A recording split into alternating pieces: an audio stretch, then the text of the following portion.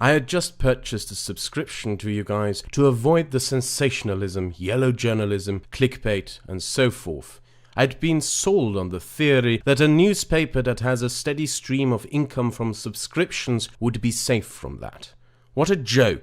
Your original piece on PewDiePie is a hit piece. He's not a Nazi or racist. It's hilarious that you think people aren't going to check. For crying out loud, one of these jokes you referenced was meant to poke fun at journalists taking quotes out of context, and you took it out of context with no sense of irony. So I'm cancelling. To the writers, we're tired of moral busybodies policing the internet. The internet was meant to be a place of freedom, and you're choking it. You're also the reason I'm now subscribed to PewDiePie. You don't understand the social media bans and demonetizing? They tell us who the interesting people are. Even calling you moral busybodies is being too kind. There's nothing moral about smearing a man. At first glance, this might look to all of you like an absolute and certain victory. Three little piggies go out there, make some shit up and try to run with their lies as if they were facts. Then the three little piggies go and hide like the cowards that they are as the entire fucking internet comes after them. This little piggy will end up working for McDonald's. This little piggy will end up cleaning shit from toilets. And this little piggy will end up sucking trucker dick for meth. Or at least that's how the story should end in a just world, where a bunch of lazy fucks who call themselves journalists make shit up out of thin air to then publish as if they were undeniable fact. However, the comment I quoted for you at the beginning is special in that it was deleted from the slimy article these people lied together. And that is really the most important thing that you need to know about the people spreading this slanderous crap.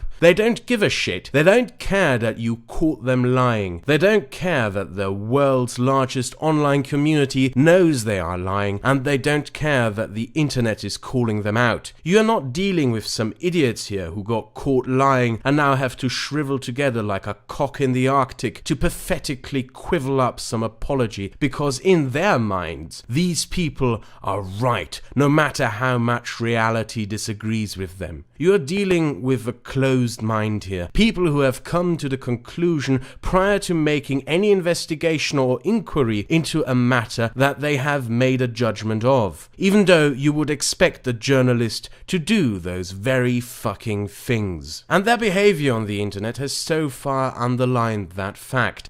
PewDiePie Fool shows the limits of LOL JK, a title, by the way, which the author changed afterwards, but more importantly, what fool? His subscriber count increased and the entire internet is rallying to his help. The same author also tweets, PewDiePie's YouTube reign is over and it's time to retire the just trolling excuse. Reality moves into exactly the opposite of what these people proclaim it to be moving towards to. It doesn't matter to them, and the arrogant, self-aggrandizing confidence with which these self-proclaimed crusaders of decency proclaim their supposed success is almost laughable if what they were attempting to do wasn't so sinister. Look at the follow-up piece published by the Wall Street Journal, and the motivations behind this series of hit pieces will become abundantly clear to you. PewDiePie incident means more scrutiny for influencers, but ad buyers doubt marketeers will pull budgets from all YouTube influencers. Remember that this was published despite the reaction of overwhelming support for PewDiePie. It's almost as if the authors of these pieces knew what the prior piece was being published about and reached their foregone conclusions over what is to come without even taking into consideration how the public would react. This is more than just a lame slanderous hit piece. It is an attempt to undermine the very basis upon which YouTube has been built, to be an open platform for all sorts of creators to express and share their creative potential. PewDiePie just showed every brand why influencers are dangerous, from Forbes magazine. When did fascism become cool? PewDiePie's antics are the thin end of the wedge. A white guy with a net worth of 124 million making poor brown people hold up a sign calling for genocide is pure banter, isn't it? From The Independent.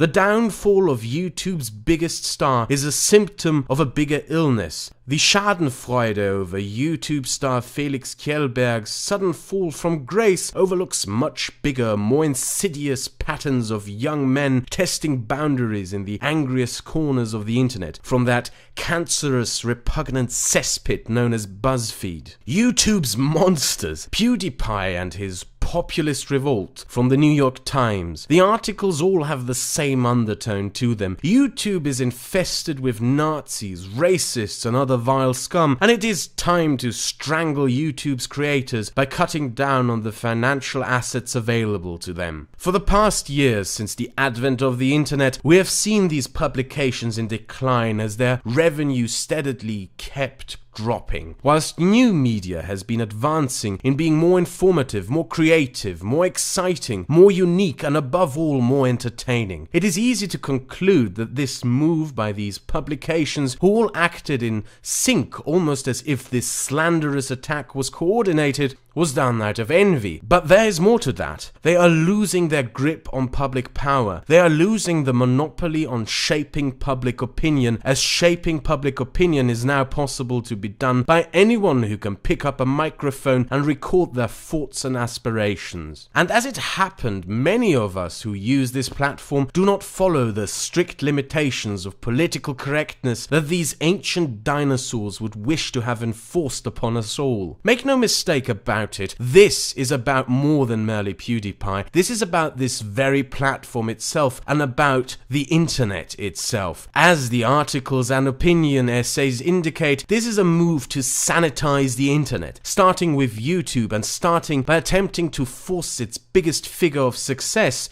to his knees. Think of every channel you enjoy on this platform, the entertainers, the comedians, the educators, the artists, the provocateurs, the commentators, the scholars. Think of every person on this channel who you have ever watched and enjoyed. All of this is to be replaced with the glorious vision of YouTube that these people wish upon us. 24/7 BuzzFeed questions stereotype A has for stereotype B nonsense, squeaking gibberish lectures on how you are not allowed to have fun and childly friendly cuddly crap. A sanitized YouTube with no controversy, no boundary breaking creativity and expression, just pure monotonous boredom forever and ever. Not because it sells, but because the self-proclaimed prophets of decency proclaim that it sells and should be sold in the name of decency, and because Ratty McWeaselface thinks it's good.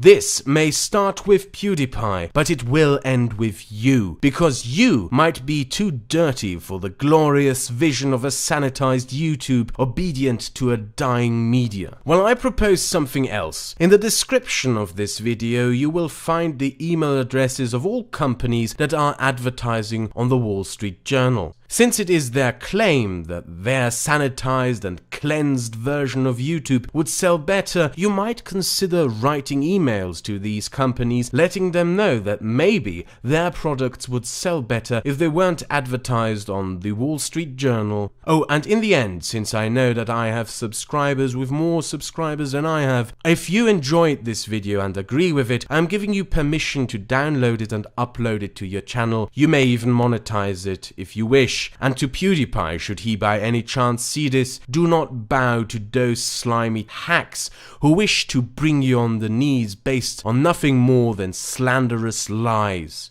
Have a nice day.